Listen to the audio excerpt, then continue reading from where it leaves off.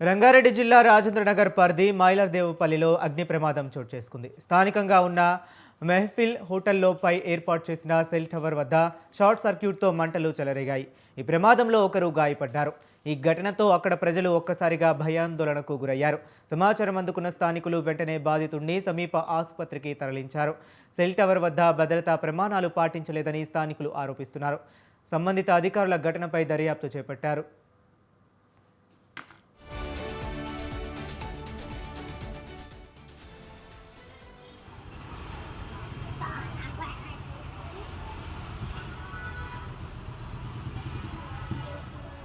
Wire में पकड़ा।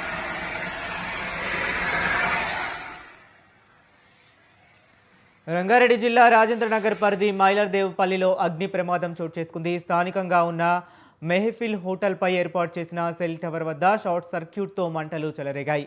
ఈ ప్రమాదంలో ఒకరు గాయపడ్డారు. ఈ ఘటనతో అక్కడి ప్రజలు తీవ్ర భయాందోళనకు గురయ్యారు. సమాచారం అందుకున్న స్థానికులు వెంటనే బాధితుడిని సమీప ఆసుపత్రికి తరలించారు. సెల్ టవర్ వద్ద భద్రతా ప్రమాణాలు పాటించలేదని స్థానికులు ఆరోపిస్తున్నారు. సంబంధిత అధికారులు ఘటనపై దర్యాప్తు చేపట్టారు.